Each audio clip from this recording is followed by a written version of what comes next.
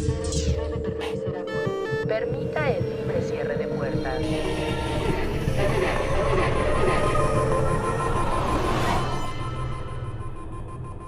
El macabro tren 500-501 del Metro de la Ciudad de México. La línea 1 del Metro de la Ciudad de México es la más antigua de toda la red, pues como su nombre lo indica, fue la primera línea realizada, a lo que le daría vida a toda una red de movilidad pública en el corazón del país. Entró en operación el 4 de septiembre de 1969. El tramo inicial fue de la estación Chapultepec a la estación Zaragoza. Poco a poco se fueron abriendo más estaciones, así hasta tener las 20 que hoy conocemos, que van desde la estación Observatorio hasta la estación Pantitlán, es decir, del oriente al poniente de la ciudad. La tecnología para esos años era una tecnología de punta. Por si no lo sabes, mucha de esta tecnología provenía de Europa, principalmente de Francia. Se adquirieron varios trenes para que circularan por esta línea. Uno de estos trenes era el modelo NM83 con motrices 500-501. Así es como se identifica a estos trenes. Asimismo, entre la leyenda urbana y el secreto a voces, algunos trabajadores de la institución comentan que este tren, lamentablemente, es quien tiene registrado el primer incidente con una persona que cayó a las vías. A partir de ahí, muchos conductores de la época, por supuesto, no querían conducir este tren, pero si les tocaba, no había más opción. No se asusten, vamos a quedarnos. Buena hora, 7 de la mañana, 7 de la mañana, 19 minutos 42 segundos, tiempo del centro de México.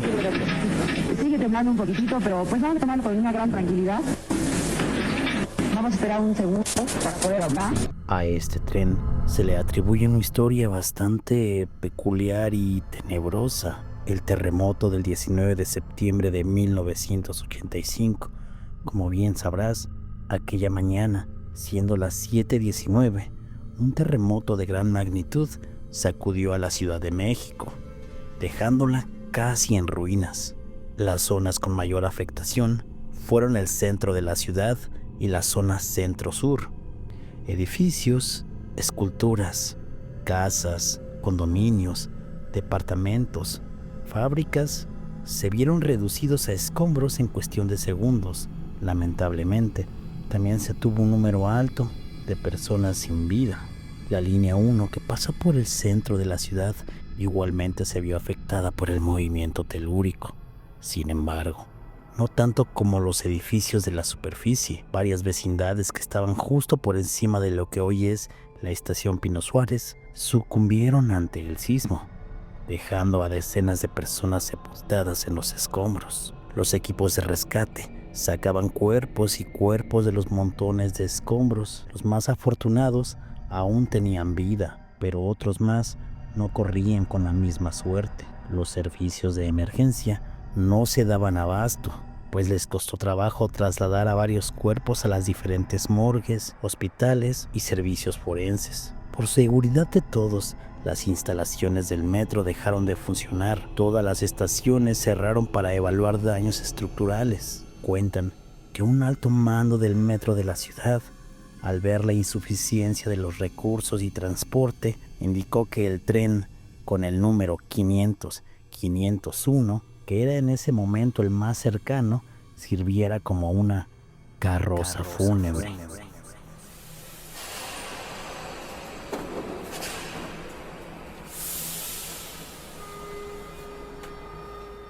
Esto con la intención de trasladar cuerpos. La mayoría de los cuerpos eran los que estaban cerca del centro de la ciudad.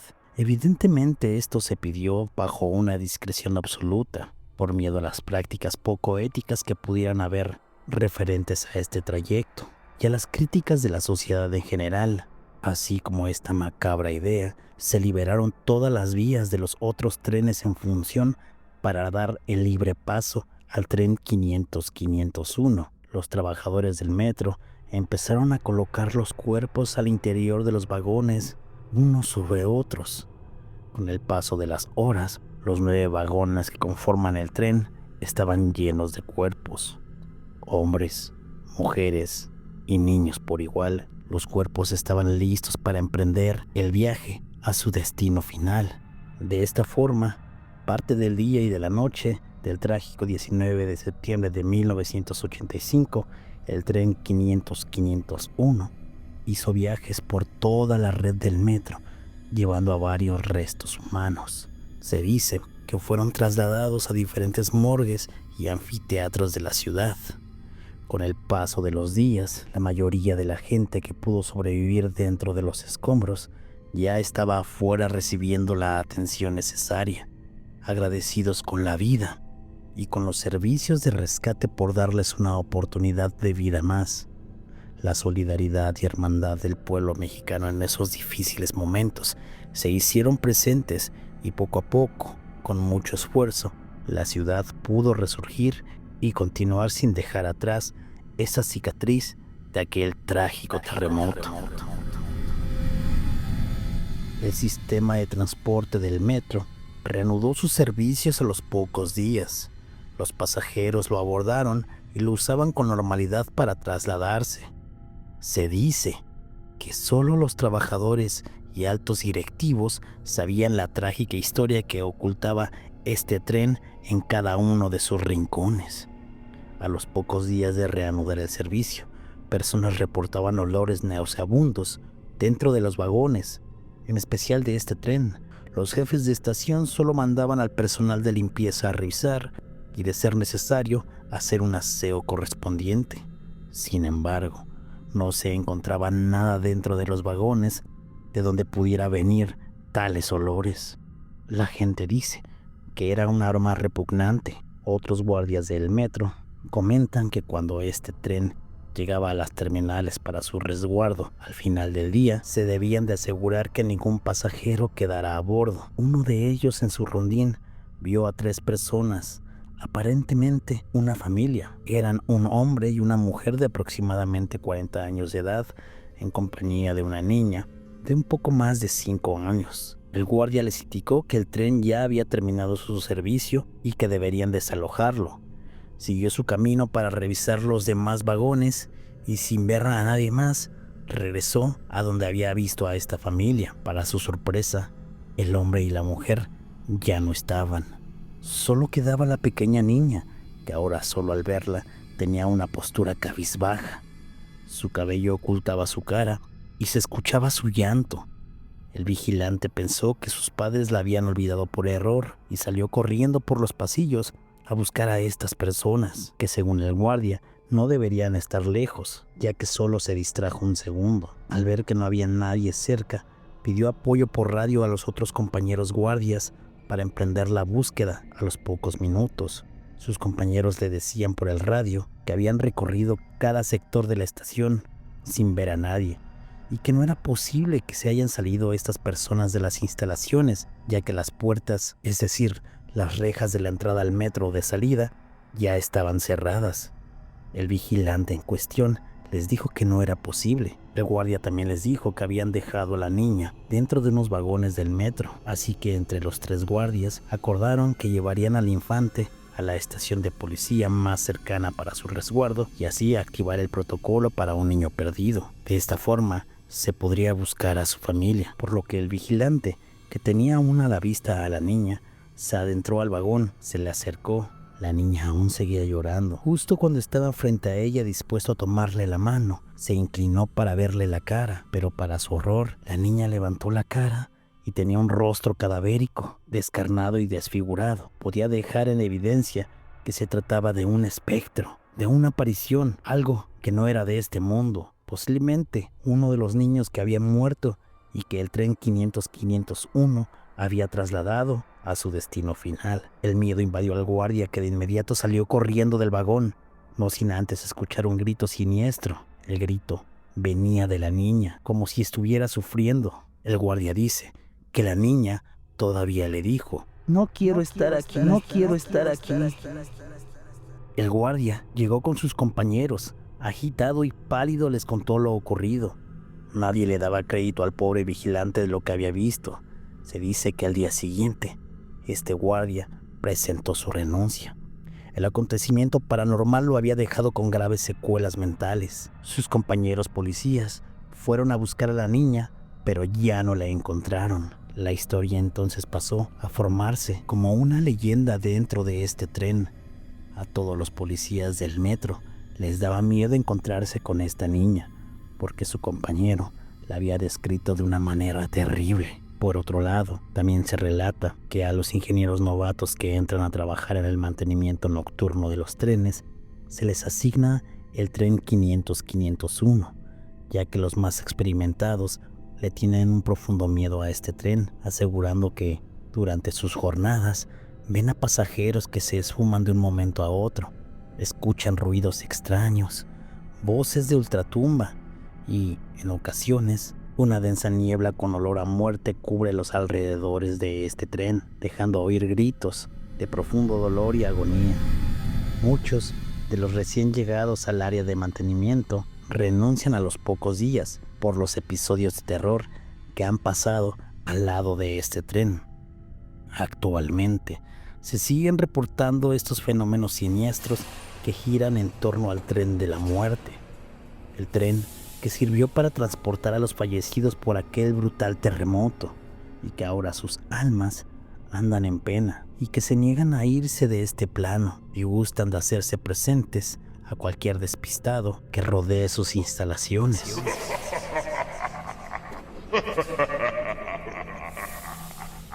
Otra historia cuenta que una conductora del metro también tuvo una experiencia bastante fuerte y paranormal, y es que debes de saber que hace muchos años empezaron a entrar las primeras mujeres conductoras a las instalaciones del metro. Hoy en día se encuentra una plantilla de muchas conductoras mujeres, pero en aquellos años eran pocas. Esa historia nos la mandó Luisa. Luisa es una conductora del metro. Fue de las primeras que pudo entrar. Recién pasó sus exámenes y estaba viviendo sus primeras experiencias como conductora. Llevaba 3 meses en operación, como todo trabajo. Ella, emocionada, seguía aprendiendo y todo corría bien.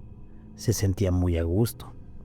En una fría noche de octubre, tras una larga jornada de trabajo, la joven conductora se encontraba en su última vuelta de trayectoria para dejar el tren en el garage. Ese día había sido una jornada pesada, pues le tocó doblar turno. Menciona que al salir de la estación Observatorio, tomó el tren que le correspondía. Empezó a tener un frío terrible, más de lo acostumbrado. Tomó su chamarra y empezó el viaje. Por el horario de servicio y por ser el último tren de la noche, la afluencia de la gente era muy poca, por lo que estaban avanzando de alguna manera rápido.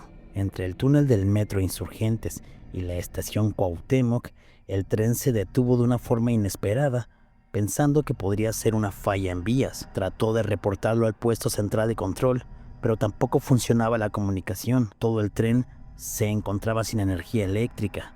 Estaba totalmente apagado. El escenario era bastante oscuro. Un silencio profundo tornaba la atmósfera del lugar, como si ella estuviera sola, a la mitad de la nada. Habían pasado solo unos minutos cuando escuchó que el vagón que se encuentra detrás de la cabina, es decir, el que está atrás de donde ella conduce, escuchó algunos pasos, como si estuvieran corriendo de un lado a otro. Luisa se asomó por la ventanilla que cubre la cabina, pero no veía a alguien.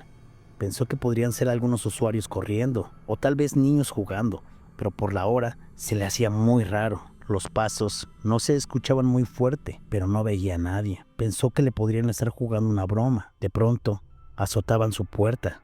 Ella, por supuesto, empezó a tener miedo. Así es como de repente se dejaron de escuchar los pasos, como si todos se hubieran puesto de acuerdo para dejar de correr. El tren se encendió. Luisa, nerviosa, logra poner en marcha el tren. Volteó nuevamente al vagón que se encuentra detrás de ella, pero no había nadie. Así es como Luisa siguió avanzando. El tren llegó a la estación Valderas. Luisa abre la puerta de la cabina y sale.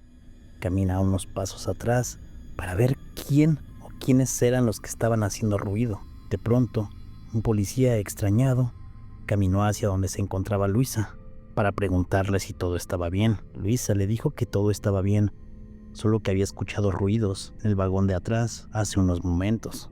El policía le ayuda a revisar y le hizo la plática.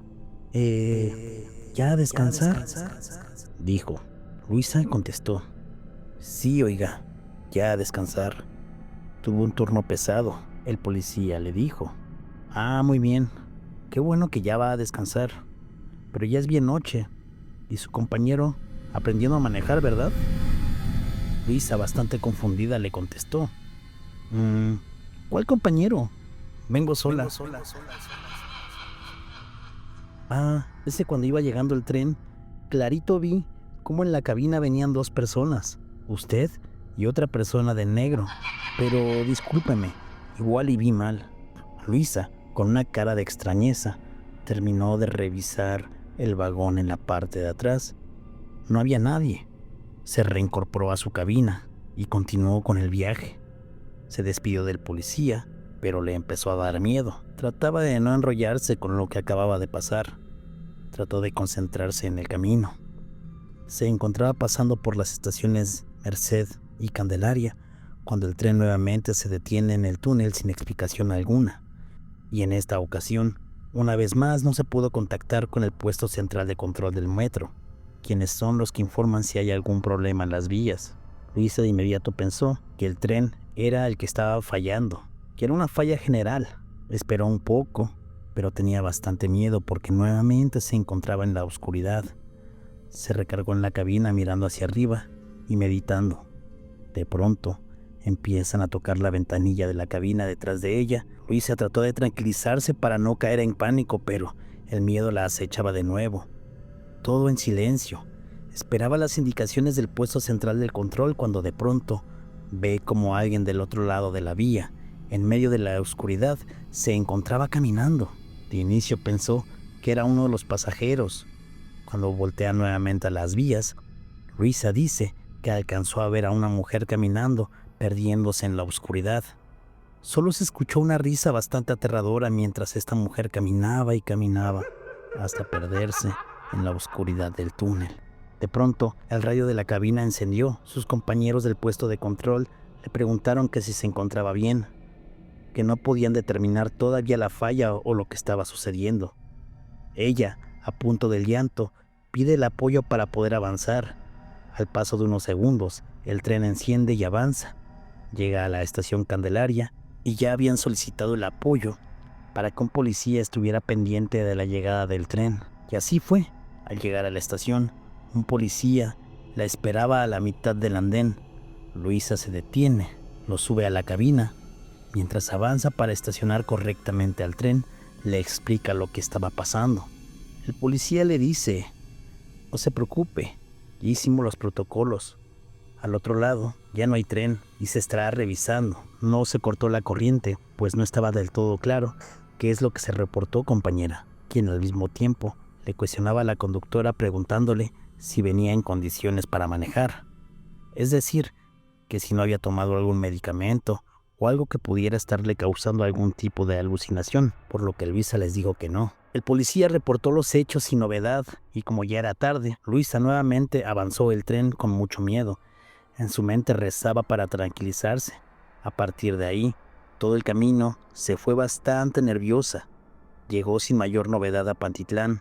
Le contó a sus compañeros que también estaban por salir lo que le había pasado. Uno de ellos le dijo: pues para tu mala fortuna, traes al tren maldito. La extrañeza en Luisa se hizo notar. ¿Cómo es eso?, dijo ella. Pues mira, ese tren es un tren muy extraño. No solo a ti te ha pasado, a varios de nosotros también. Ese tren en especial tiene muchas fallas, pero nunca le encuentran lógica a esas fallas.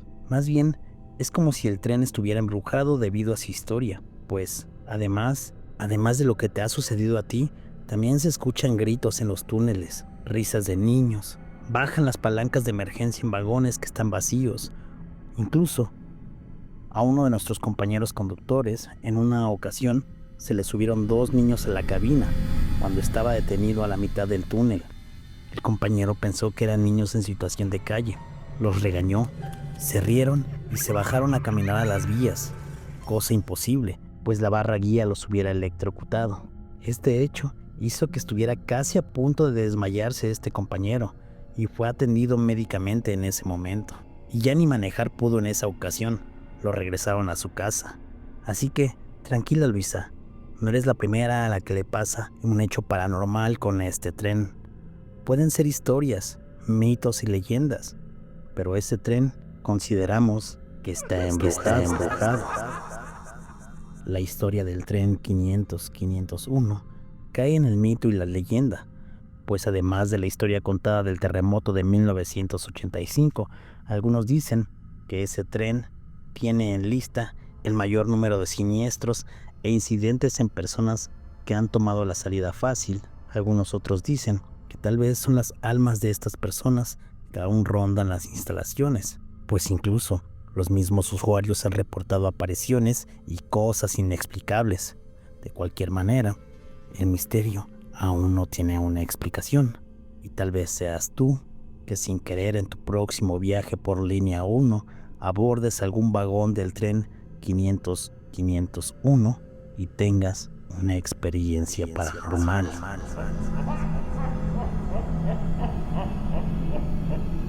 Espero que esta historia reeditada te haya gustado.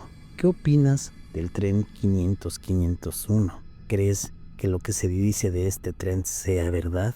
Déjame tu comentario. Sin más por el momento, agradezco hayas escuchado esta historia. Por favor, si te gustó el video, dale un like y suscríbete. No olvides recomendarme. Yo soy el tío Otaku y te veo en el próximo video.